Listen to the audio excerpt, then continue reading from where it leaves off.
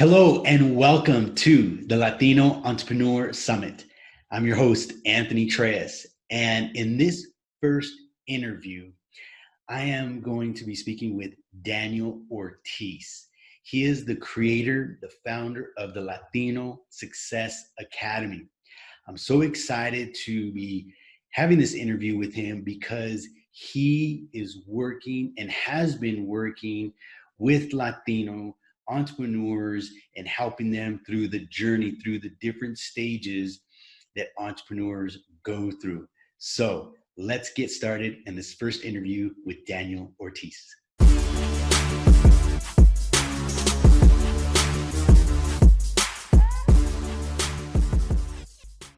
Well, welcome to the Latino Entrepreneur Summit, Daniel. I am so excited to be here with you because, in fact, you are the first interview for this summit. And I'm excited because you are already in the business of helping Latino entrepreneurs navigate the journey. And so it's a great way to start off this summit because it is about, supporting those who are considering entrepreneurship, right? And so welcome to the Latino Entrepreneur Summit.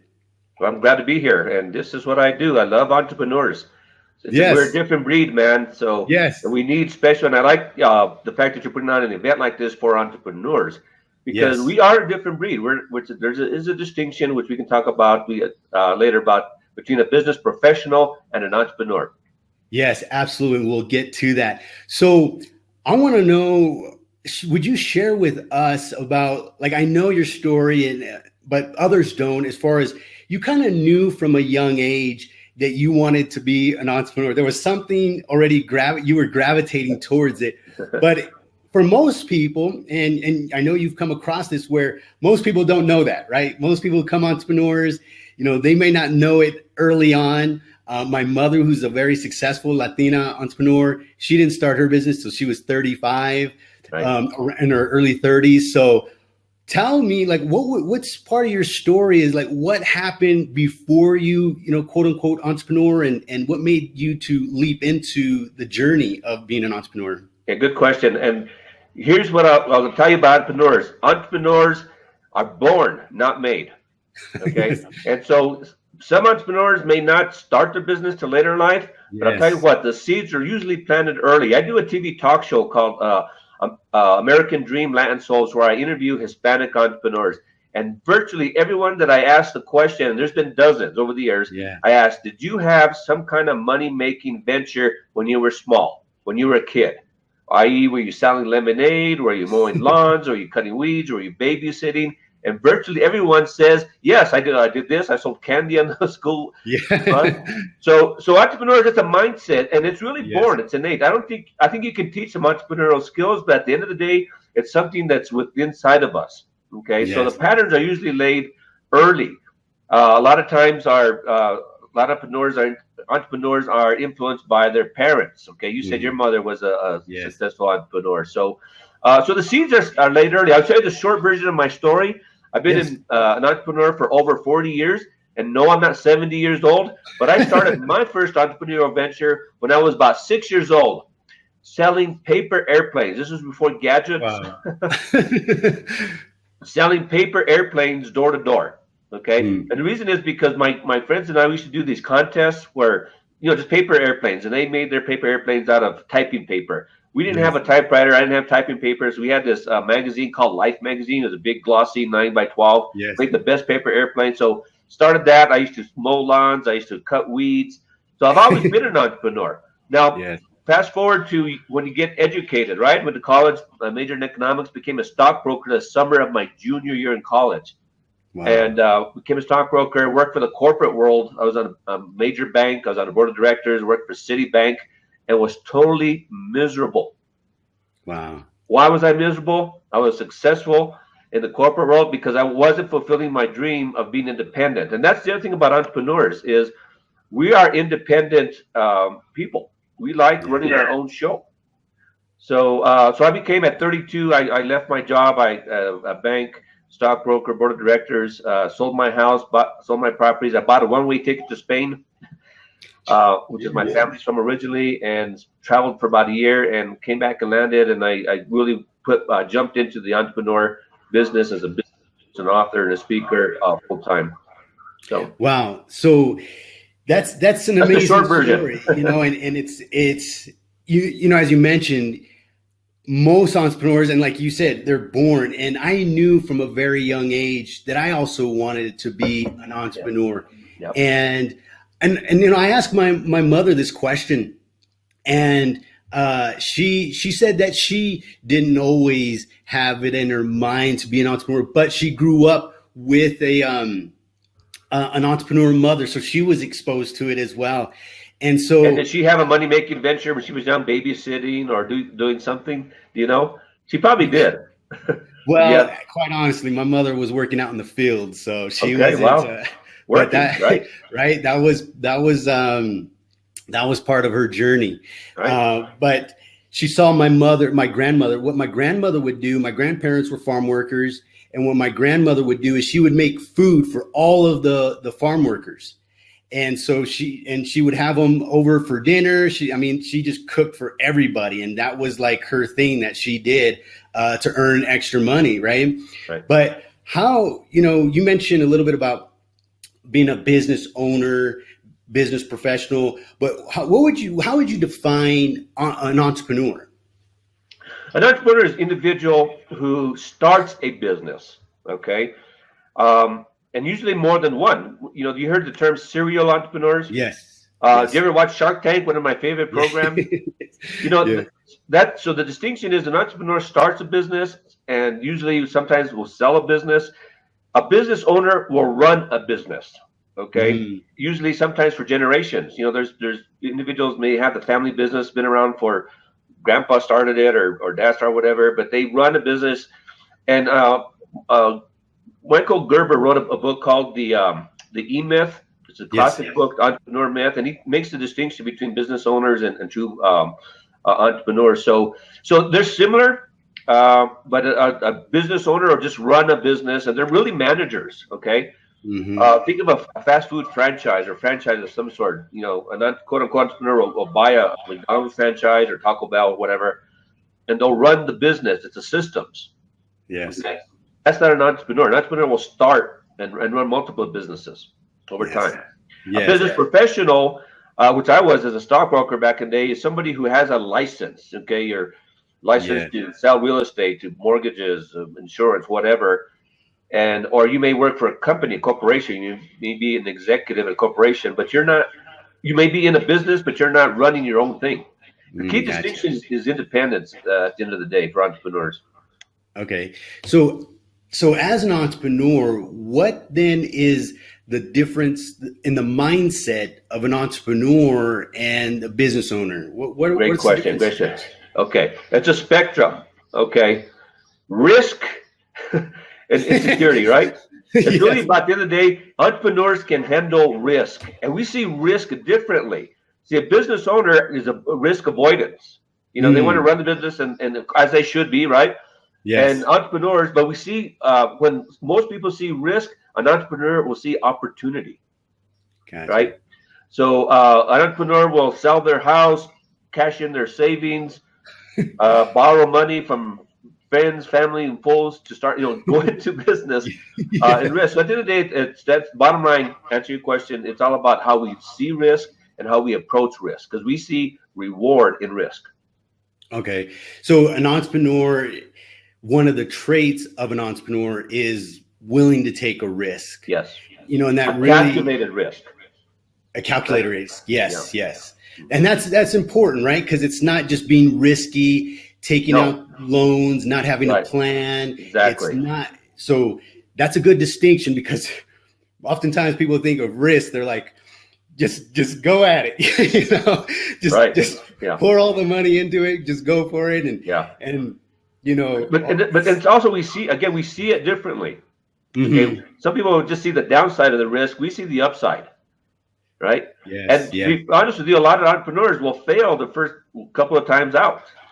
That's a pattern. Even with the Bill Gates and the Stephen Jobs, the greatest entrepreneurs of our time, even back in the industrial age, there's some small failures, but we say in top business schools that they say you want to be an entrepreneur, fail early, fail fast, and fail forward, because you're going to. But also a lot of times those failures, quote unquote, are actually the stepping stones to the next level of success. Yeah, and I'm so glad you brought that up, the idea of failures, because oftentimes people are so afraid to fail. Yes. And so there's this, and you mentioned calculated risk, right? So yes, the better you can make the plan and try to eliminate and make the risk as low as possible, right? That is what is going to make a difference in who's successful or not. Right. So and that's a huge distinction between entrepreneurs and business professionals who hate risk. Think your accountants, your attorneys, your anybody in a professional setting, they hate risk. They avoid risk at all costs. Yes. And there's also people as well that, what would you say? So somebody who's going to be an entrepreneur must be willing to take risk. Yes. Is that what you're saying? Yeah. Otherwise, there's what's the opportunity? If there's no risk, if everybody's doing it, what's the upside? Yes. Right?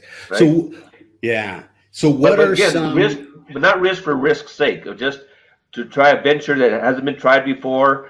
Go where no one has been before, right? Yes. So tell me, what are you've been working with Latino entrepreneurs for quite some time. What are the traits that successful Latinos have?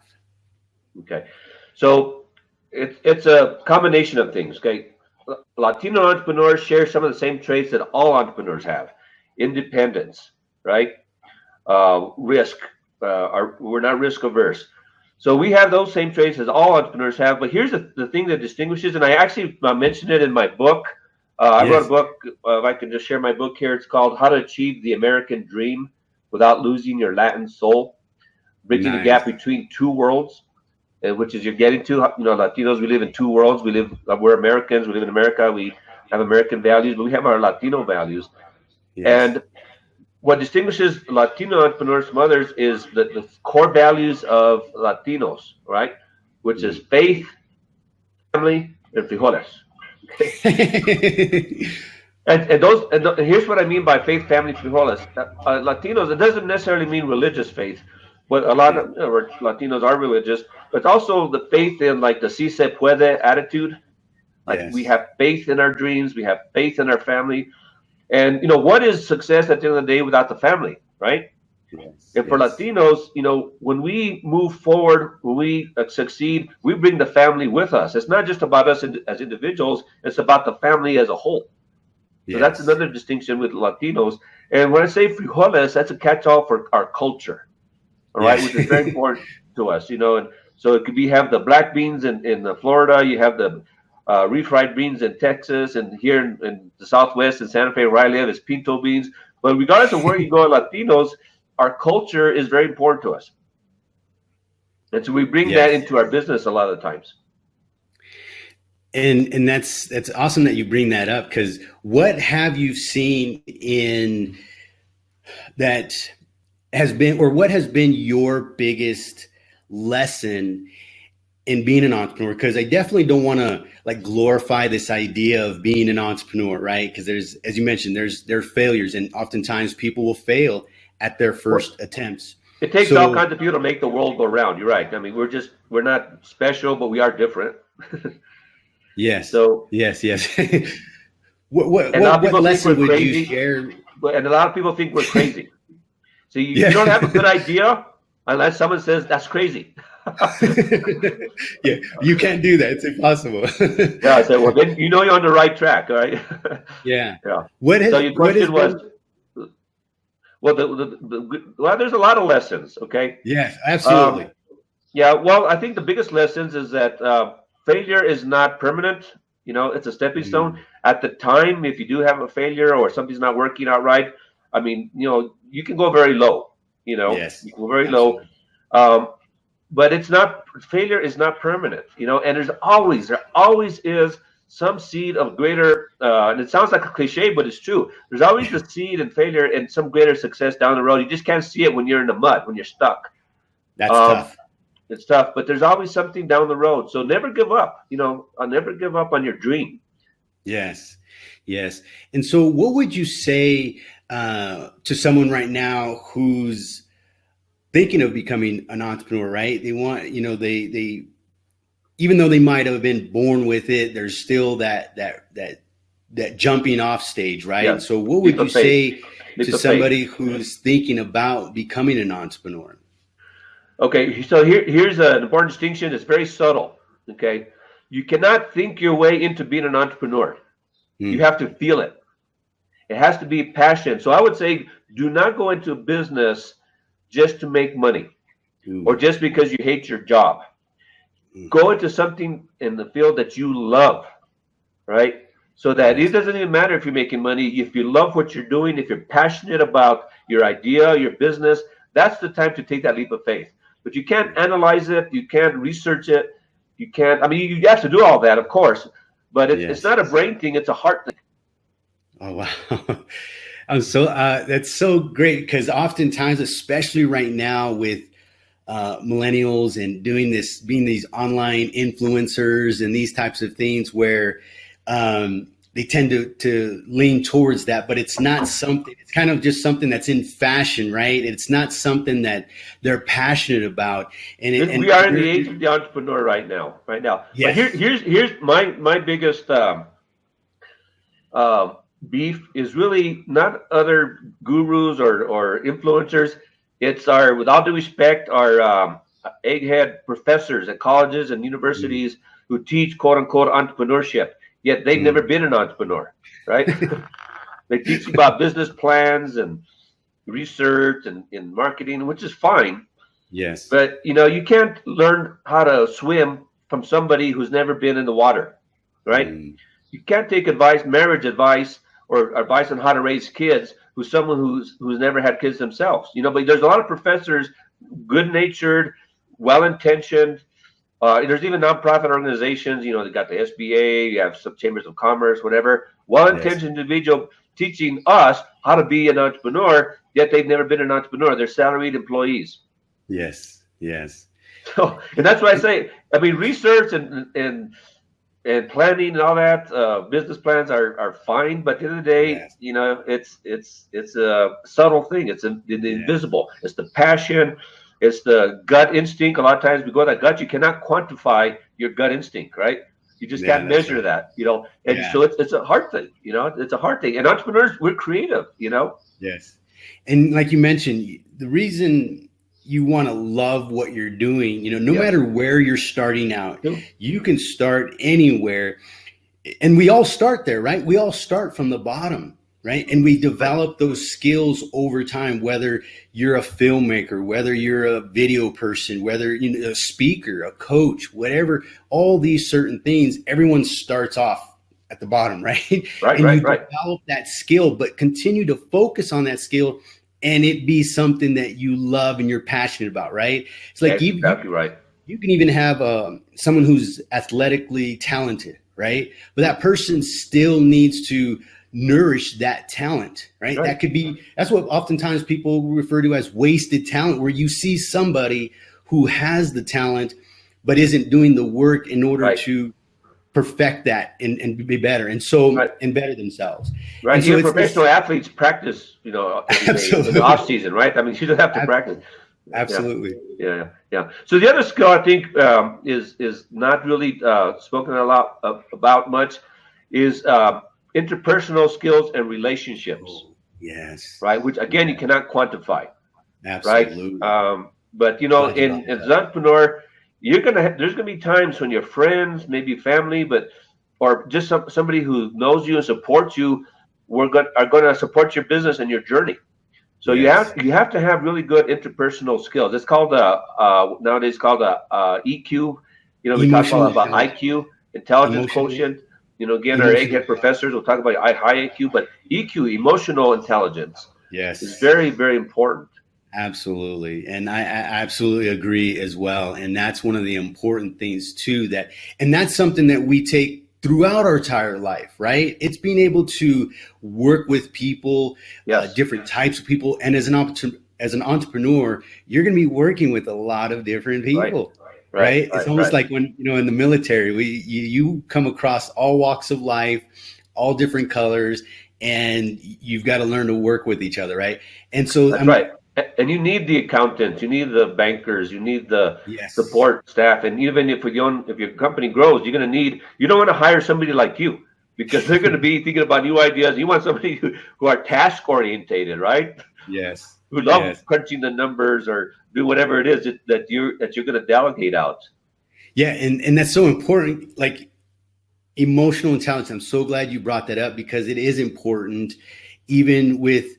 Because you are going to be having other people do some work. Like oftentimes, these solopreneurs, right? They're doing every single thing. And I know for myself, I've learned that lesson, right? It was so difficult for me at the beginning to start delegating, right? Yes. And I'm sure you've heard this before, because you've worked with hundreds of entrepreneurs. And like you brought it up at the beginning, it's just like we're go-getters, we're risk takers.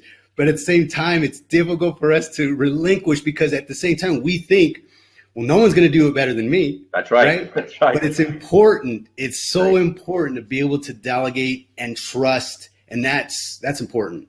And that's when your business really grows, when you can learn. Your business can only grow so far if you're doing everything yourself. Absolutely. Right? Absolutely. And if money is available, that's when you really take that next level. It's actually being a business owner, right? Yes. You own the business. A lot of entrepreneurs at that time, they'll scale their business where it's running itself, which is ideal, and they'll just sell it, and they'll start the next project, the next business, the next thing. Yeah. Yes, and that's another point too, where it's exciting that with a certain skill, a certain passion that you have, it can lead to other things. You could be passionate. It always does. You could be passionate about food. You could be passionate about speaking. You could be passionate about film. It leads to other things. Absolutely. I went from being a coach to now helping new coaches. Right. And so it evolves, but it's still, I knew from a very young age that I wanted to coach, teach, and train. And oftentimes, and it took me for a while, I was like denying that talent. I was denying that gift for so many. Oh, the reluctant hero, yes. Because and that's true. You talk about our talent sometimes, and about money. Sometimes we have, as entrepreneurs, we're so talented, something that comes natural to us. We have no idea that could be a business, because it's so easy to us, right? That somebody else needs our talent, our help. Doing something that comes so natural to us, we you don't even consider how can we make a business, and that's when you're on the right track, right? Yes, that's absolutely right. I mean, it is true where you're so, like, I'm so passionate in what I do, and I know this project has been something that I've wanted to do for a very long time. I wanted to give back to the Latino community. I've been very fortunate in being exposed to entrepreneurship at a very young age. My mother did take a risk in starting her business, and it paid off. And but here's the thing: she was prepared for that opportunity. So there is something to say for that as well. There are opportunities that come to us that are going to be available for those who are prepared and ready. But and that's something to say for that too.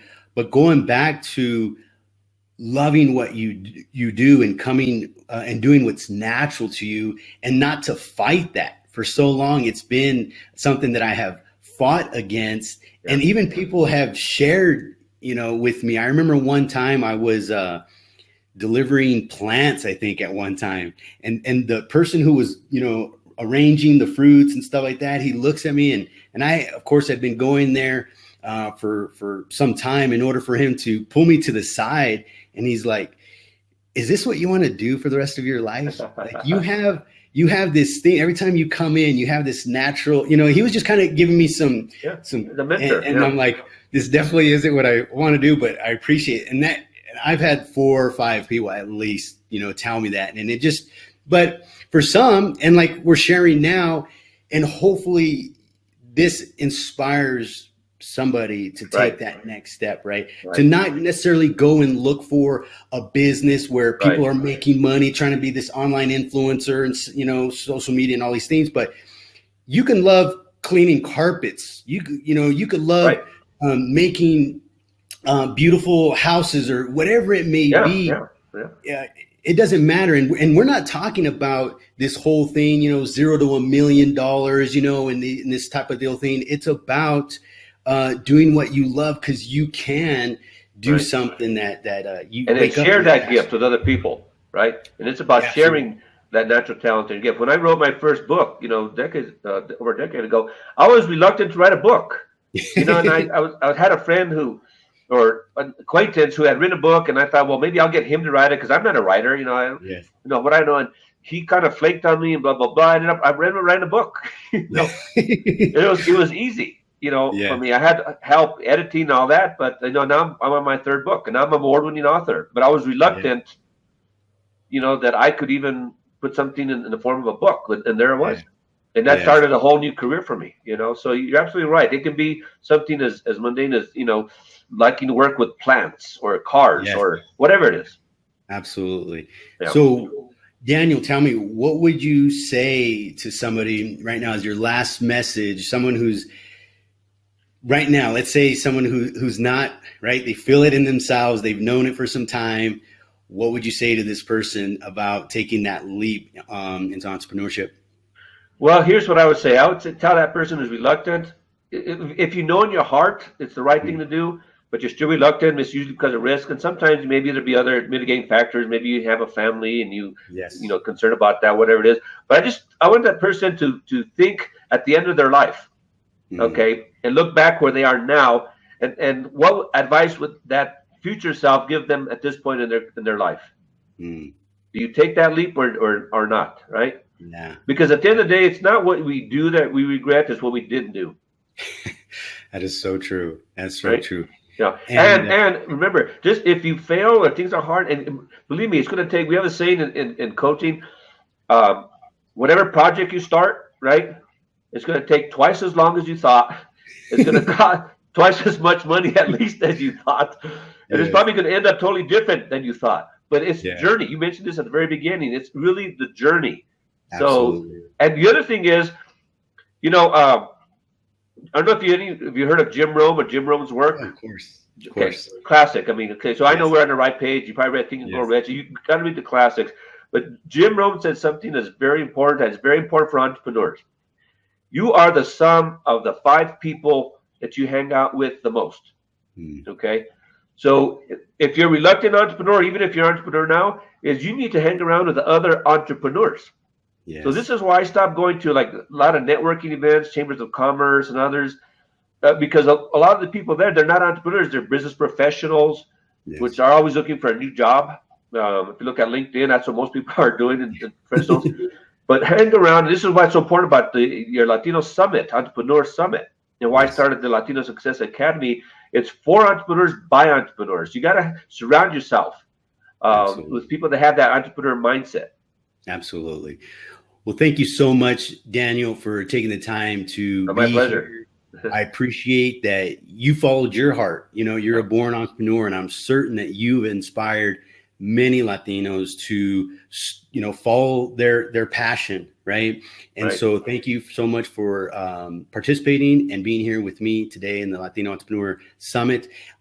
Your information will be available for others. So those who are listening, take a look at Daniel and what he's doing with the Latino Success Academy, right? Yes, Latino Success. LatinoSuccess.com. Yes, he is doing some amazing things. So thank you so much, Daniel. I appreciate your time. It's a pleasure. And I look forward to working with you here in the future. Very good. You're doing important work. Keep it up. Bye-bye for now. Take care.